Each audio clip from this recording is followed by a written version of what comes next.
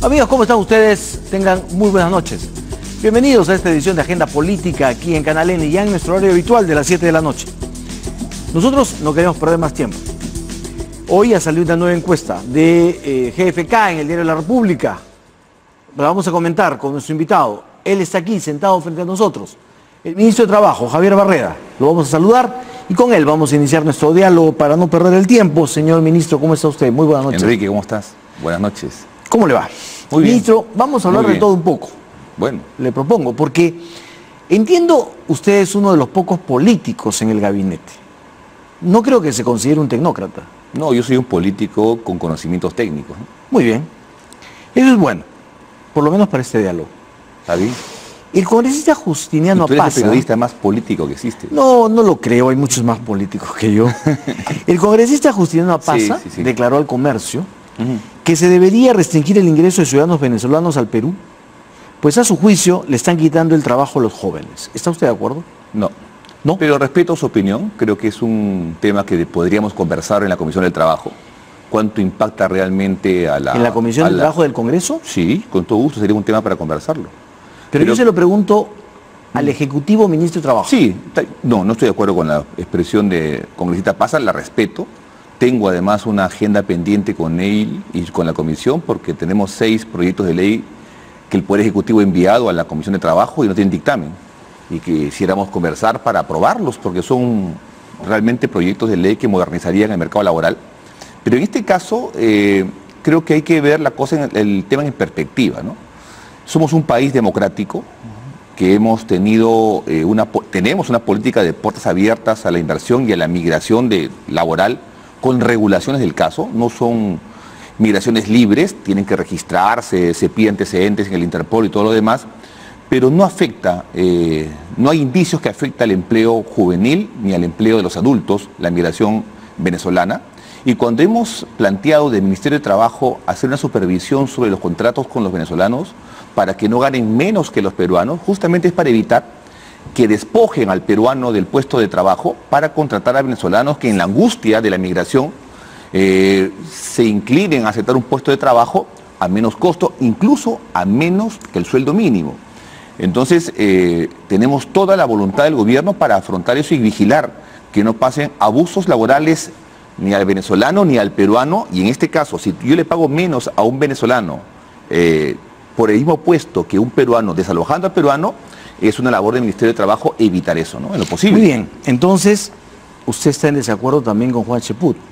Él ha dicho que apoya las declaraciones del congresista Apaza, por lo menos no hay que ser ingenuos ni inocentes, y ha dicho, la economía peruana en estos momentos no absorbe a los 300.000 jóvenes que se incorporan al mercado laboral cada año, porque no está creciendo lo suficiente. Así, ¿cómo vamos a poder absorber a todos los venezolanos que vienen? Sí, pero ¿Está equivocado el congresista Cheput? Yo no he leído a Juan Cheput, a quien considero... Se lo he leído textual. Sí, bueno, voy a responder. Enrique, todas las teorías laborales modernas descartan que el factor migratorio distorsione los mercados laborales en cualquier parte del mundo. Eso es conocido. Claro, hay percepciones de la gente, del sentido común de la gente, pero si nosotros asumimos ahora como país democrático, además yo cumplo una política del gobierno que la comparto con respecto a la apertura a los migrantes venezolanos por lo que pasa en Venezuela, si vemos en perspectiva histórica, nosotros los peruanos somos 3,5 millones fuera del país trabajando. América Latina ha recibido a 1.800.000 peruanos. Los peruanos remesan al año 3.500 millones de dólares. Todos los años llegan recursos de peruanos que sufren en el extranjero el desarraigo para pagar el colegio de los hijos, la universidad de los hijos, la formación técnica del sobrino, el ahijado, del hermano, el alquiler, el crédito hipotecario. Entonces, si uno ve en perspectiva, creo que hay que corresponder las políticas de apertura y de recepción, de buena recepción de muchos países con respecto a los peruanos. Y en este caso no afecta a la informalidad. La informalidad tiene otras explicaciones y no el factor venezolano, ¿no? Muy bien. En su opinión, ¿el gobierno peruano debe recibir a Nicolás Maduro para la Cumbre de las Américas en el Perú? El tema es que nosotros no somos un país que organizamos la cumbre. Y aún no tenemos respuesta si es que vendrá el presidente Maduro. Evidentemente desde el oficialismo, de la sociedad civil, de los partidos políticos, no va a haber una recepción cariñosa ni calurosa al presidente Maduro, pero no podemos evitar que él venga. En todo caso, sí podemos hacer todo lo posible para que la comunidad venezolana que está en nuestro país exprese a la comunidad internacional lo que se vive en su país. Y en eso nosotros sí podemos hacer todo lo posible. Entonces, ¿se le va a recibir a Maduro si decide? Es un tema que hoy día leí la entrevista de la canciller, es un tema que lo ve la Cancillería, pero si él decide venir, no podemos evitar que venga. Muy bien. ¿Hay que romper relaciones con Venezuela? No creo, por un factor que es muy concreto. No podemos arriesgar a los peruanos que aún viven en Venezuela. Puede ocurrir cualquier cosa con ellos. Son 46.000 aún que viven en Venezuela. Esa es la estadística que tenemos al 2015 o al 2016. Entonces, podemos ser pues una aventura muy riesgosa, en mi opinión, para los peruanos que trabajan en Venezuela. ¿Alberto Fujimori debe responder por los crímenes en el caso Pativilca en un juicio? Eso lo debe determinar el Poder Judicial. Yo creo que el indulto de todas maneras sí va a dar. Enrique, tal vez la oportunidad, el momento... Pero no le estoy preguntando por el indulto. No, voy a eso. En todo caso, si me lee entre líneas, me estoy refiriendo al caso de Pativilca. Sí. Mira, a la gracia presidencial, que cuando uno asume la conducción de un ministerio, de un poder ejecutivo que ha tomado esa decisión, la asume con su activo y su pasivo. O sea, usted respalda al 100% tanto el indulto como el derecho de gracia. Totalmente. Ahora, si una instancia judicial observa el derecho de gracia, eso tendrán que responder las partes legales del Poder Ejecutivo, pero habría que aceptar, ser una decisión que nos manda a que eso se revise, ¿no? Si la Corte Interamericana definiera y decidiera en un fallo que, bueno, pues el indulto es una gracia, efectivamente es una prerrogativa presidencial, ya se dio, ya fue. Pero el derecho de gracia no, y se anula. Y le pide al gobierno peruano que se anule. ¿El gobierno peruano debe acatar ese fallo? Es muy difícil advertir lo que va a decir la Corte. No, yo creo que la Corte...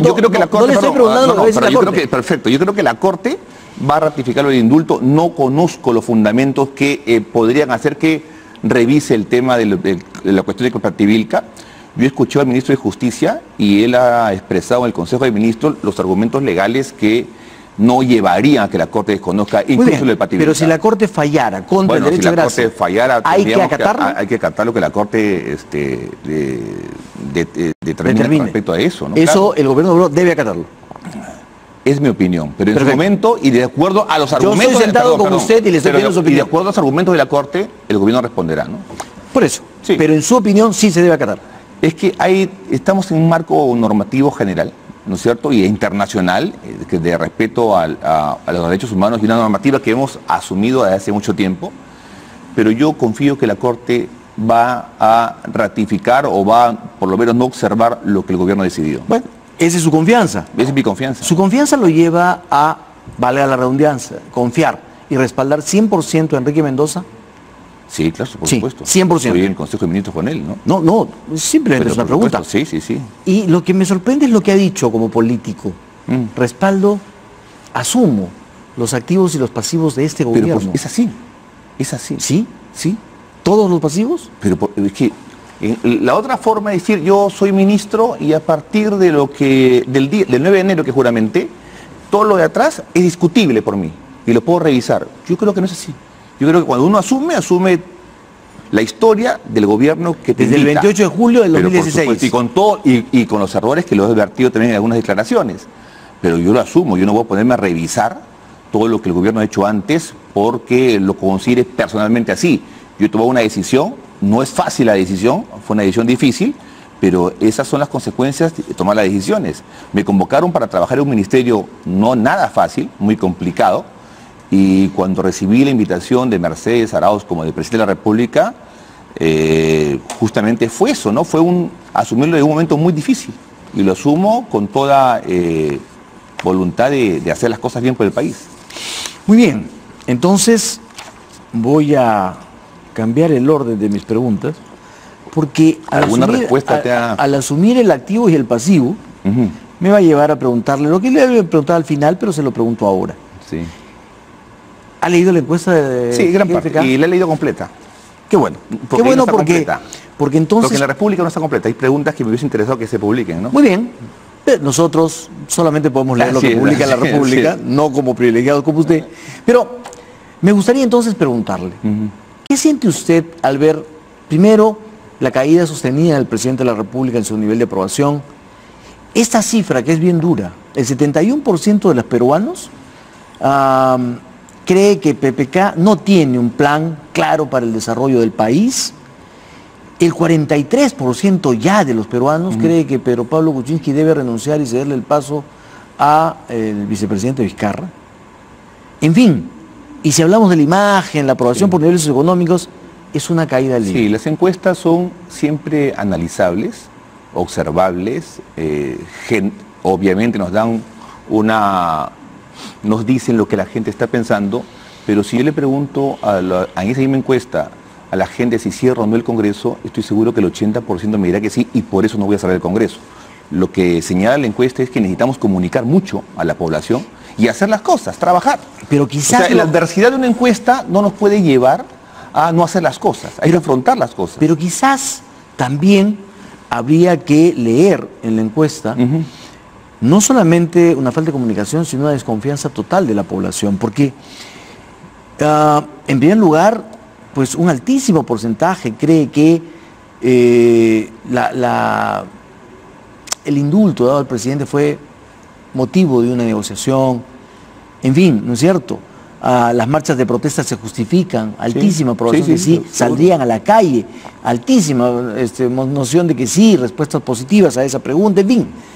Es decir, nadie le cree al presidente, nadie le cree al gobierno, y no solamente eso, sino que además hay artículos ya que se presentan como el de Fernando Rospigliosi, ¿no es cierto?, del día de ayer, donde su titular es claro, entre la renuncia y la vacancia, y eso es lo que la gente habla en la calle. Bueno, yo no creo que sea lo mejor para el país que el presidente de la República renuncie.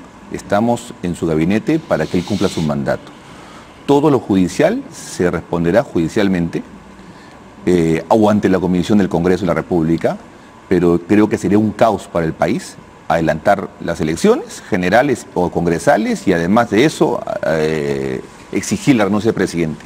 Si la encuesta es adversa, nuestro deber como gabinete es responder y demostrar poco a poco que se puede hacer cosas desde el gobierno bien por el país, por lo que menos tiene, y poco a poco ir cambiando la percepción de la gente.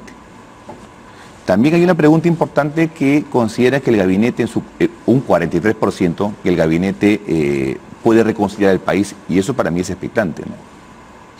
Sí, pues el gabinete tiene en líneas generales, no por mucho, mayor aprobación del presidente de la República. También debería destacar, ¿no? Bueno, sí. Le he hecho la pregunta sobre la base de lo que es el presidente de la República. Claro, porque si hablamos del gabinete... Y te respondió sobre el presidente de la República, y hagamos la pregunta sobre la encuesta en su totalidad.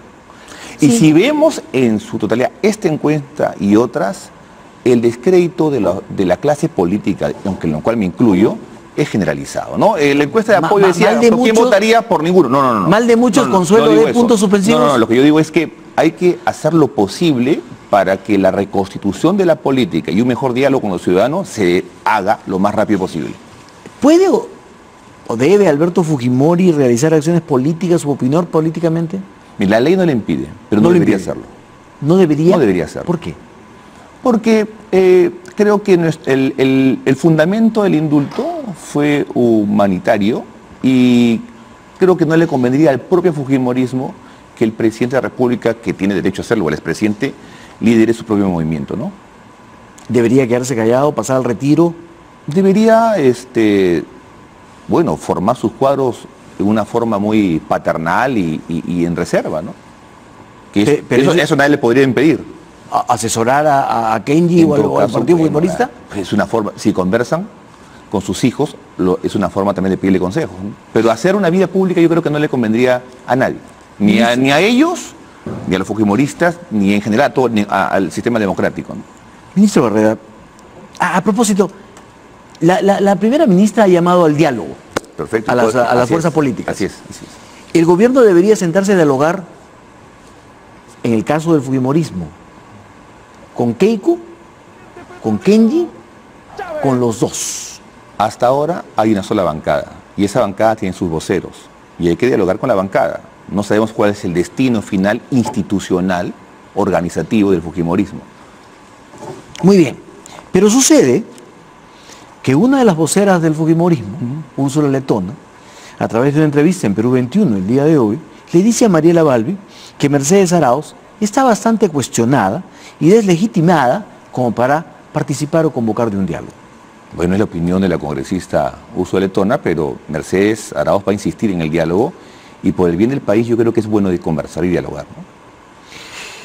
Los miembros del Peruanos por el Cambio, cuya bancada debería apoyar al gobierno, han señalado que el gabinete pasó de la mancha blanca a una prestización del gabinete. No, fíjate que no. No. Eso es lo que ellos dicen. Bueno, ¿no es cierto? ¿quién? ¿Quién de ellos? Peruanos por el Cambio. Pero, ¿me dices quién lo ha dicho? Y lo puede leer usted en muchos sitios. No, es que yo he conversado con congresistas de Peruanos por el Cambio. ¿No le han dicho y eso? muy cortésmente, ¿eh? No le han dicho, no le han hecho sentir y muchos eso. de ellos son de mi generación, nos hemos conocido en los 90 cuando marchamos por las calles juntos, ¿no? O sea, ¿Volvería usted a marchar por las calles? Con quien sea, por la democracia y por el bienestar de la gente, sí. Sí. Sí. Muy bien, pero no se ha prestizado el... No, en absoluto. En absoluto. Además, yo estoy fuera del partido. No, y Abel no por decisión propia. Pero en fin. No, pero pedí una licencia, ¿no? Muy bien. ¿Qué piensa usted de Fernando Rospigliosi y su artículo? No lo he leído, Fernando. Yo siempre he tenido un buen concepto de su apreciación sobre el tema de la seguridad ciudadana, pero no lo he leído. No. Te mentiría si podría opinar sobre su artículo. ¿Usted no siente entonces, mejor dicho, comprueba usted lo que en la calle se señala de que la razón de la incertidumbre del gobierno, que genera el gobierno, se llama PPK? No, Por tanto, hay que, algunos dicen, sería mejor eliminar la incertidumbre y llamar a alguien con más estabilidad como el señor Vizcarra. No, yo creo que no. Y además, esta encuesta u otra habla que es mucho mejor para el país y la democracia que el presidente acabe su mandato. Y yo creo lo mismo, ¿eh? Esta encuesta casi está en mitad. Bueno, muchas cosas están en mitad, son percepciones.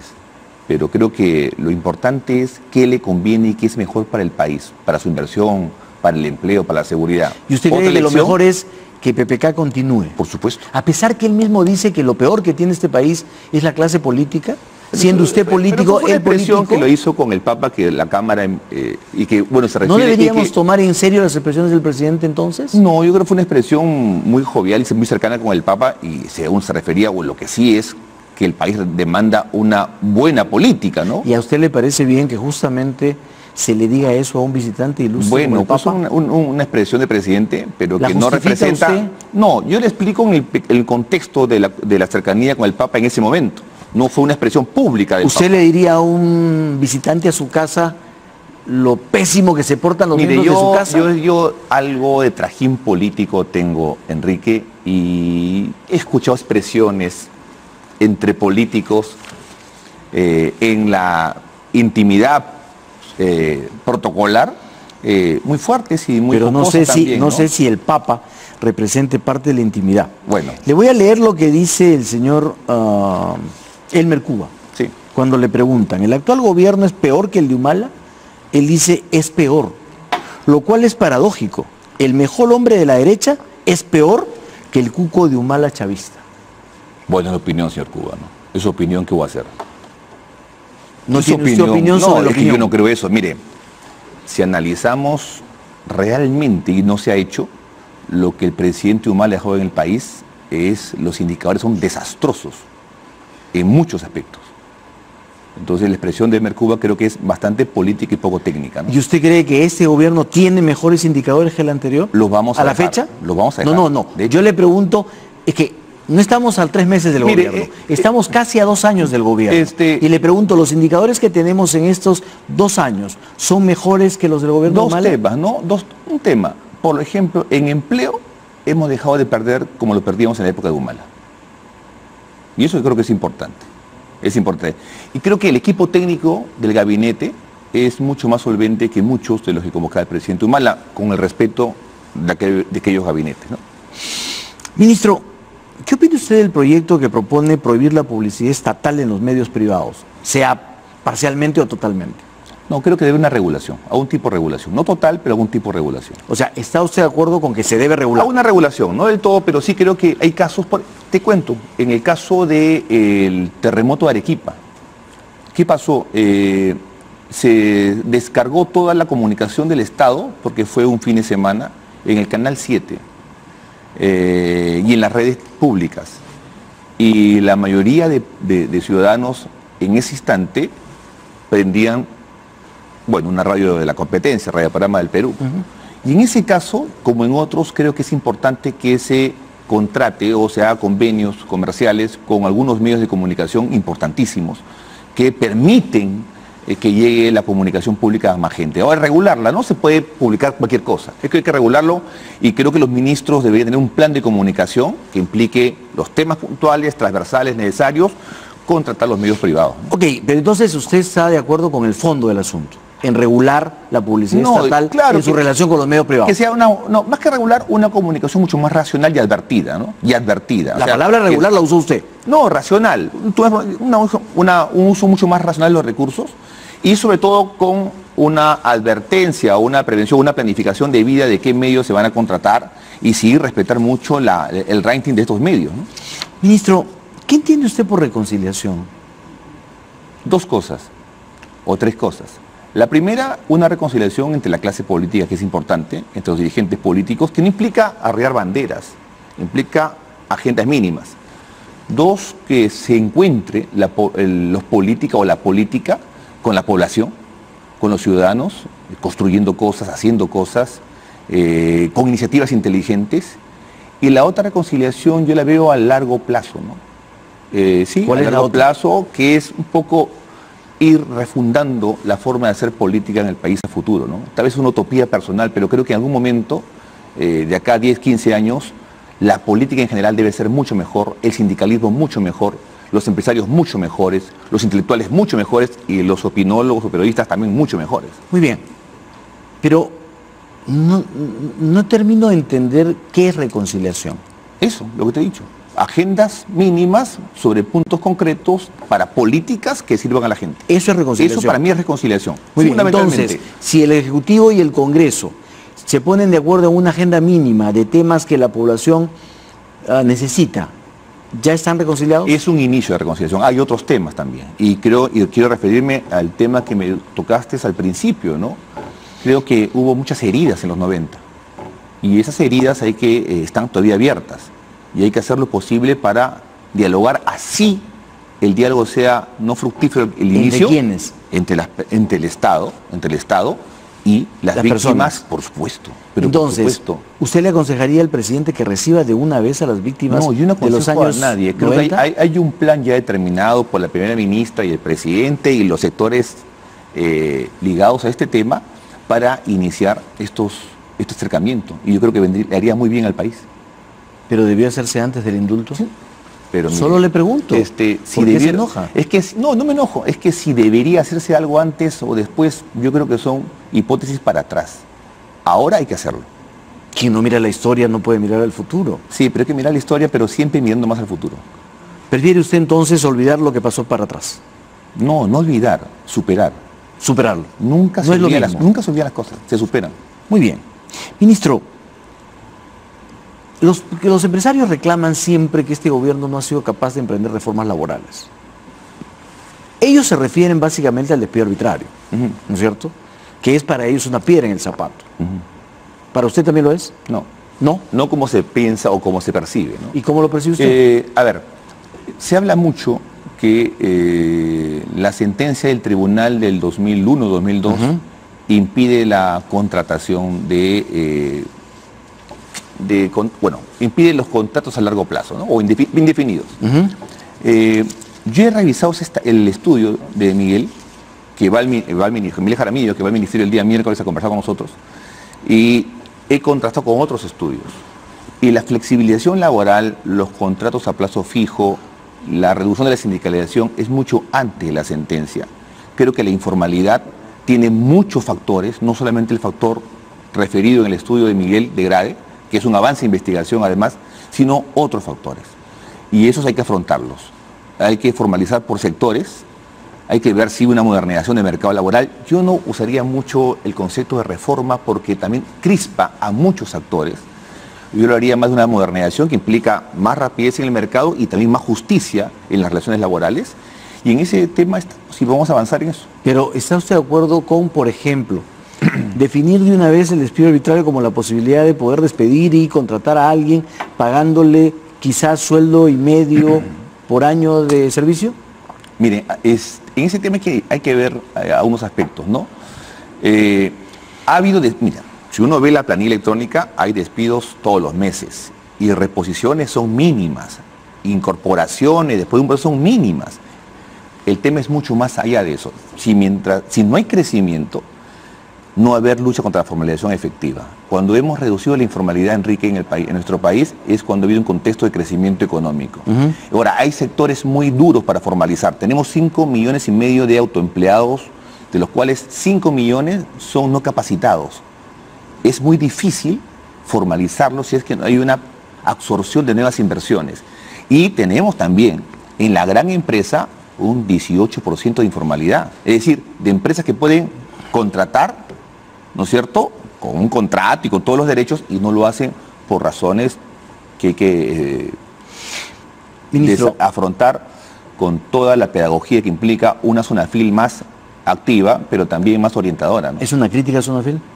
No, yo hablo con el equipo de Sunafil, tiene las cosas bastante claras, pero son insuficientes. Entonces se reclama mucho a ellos y son 450 inspectores en campo en todo el país en el sistema Sunafil. Felizmente tenemos presupuesto para contratar a 400 inspectores más y abrir en 6 regiones sedes de Sunafil, ¿no? O sea, van a contratar 400 inspectores más. Por supuesto, sí. Pregunto. Ministro, este gobierno se ha pasado año y medio y no ha podido sacar adelante la ley de promoción laboral juvenil. Está en el Congreso. ¿Es culpa del Congreso entonces? No, yo creo que más Cuando culpa, le preguntábamos es más culpa de todo el contexto político. Cuando le preguntábamos a cualquier miembro del gobierno sobre este tema que tenía que ver con este tema, siempre decían, el ambiente político no está como para sacar una ley como estas. Sí. ¿Está usted en disposición de sacar adelante una ley como estas, aunque los jóvenes salgan a la calle como salieron con la ley? Pero es que esta ley juvenil no tiene nada que ver con la ley llamada Pulpín de antes. No tiene nada que ver. Pero el gobierno, pero este gobierno ha tenido temor de sacar esto adelante. No, está presentada en el Poder Ejecutivo, en el Congreso de la República. Lo que falta es dictamen de la Comisión de Trabajo, donde no somos mayoría, o sea, no somos mayoría de la bancada de gobierno. Claro. Es decir, está en la Comisión de Trabajo. ¿Cómo suena eso de no somos mayoría de la bancada de gobierno? Así sobre todo en usted. Así es. Muy bien. Entonces, ahí falta el dictamen. Y hay 6 proyectos de ley del sector trabajo que están en la Comisión de Trabajo sin dictamen. Lo que pedimos a la Comisión y al presidente, el Comité PASA, es reunirnos y ver qué observan y en lo posible superar las observaciones y sacar los 6 proyectos de ley. Ok, tengo solamente un minuto y quiero preguntarle. Usted ha hablado de reactivar el Consejo Nacional del Trabajo. Sí. La pregunta es, ¿para qué, ministro? El Consejo Nacional del Trabajo no ha podido sacar adelante hasta ahora en décadas una ley general del trabajo. Enrique, no ha podido ni siquiera dictaminar el tema del sueldo mínimo. Pues se ha dado siempre por decisión del Palacio de Gobierno. Claro. ¿Qué ha hecho el Consejo Nacional del Trabajo? Es que no se puede reactivar el Consejo con la misma institucionalidad del 2001 que fue creado. Por eso hemos planteado que un poco el Consejo salga del ámbito del sector trabajo, tenga una vida propia, con financiamiento, con recursos obviamente, pero una vida propia donde el sector trabajo sea una parte más de trabajadores y empresarios y además incluir a otros actores. Somos los mismos actores del 2001, exactamente los mismos, hace 16 años, y eso hay que cambiarlo. Muy bien. Y la última. ¿Está usted de acuerdo con la ley 30683 que nivela las pensiones de Fuerzas Armadas y Fuerzas Policiales con los que están en actividad? Va a generar un problema en la economía, en el presupuesto público, ¿no? Entiendo entonces que está usted en desacuerdo con esa ley. No, creo que va a generar todo lo que implica generar una nivelación de pensiones de acuerdo a los que están en actividad, afecta al presupuesto de todos los peruanos. Por eso, debo entender que está usted en desacuerdo. Muy bien, señor ministro, muchísimas gracias por su presencia. Enrique. Y espero que otra entrevista sea más ligado a los temas de trabajo. Pero por supuesto, pero es que en esta primera entrevista que le hago como ministro, no puedo dejar de conversar, no va a ser la última, no puedo dejar de conversar también con el político. No, está bien. Comprenderá. No, muchas gracias y un gusto estar contigo acá. Muchísimas gracias, señor ministro.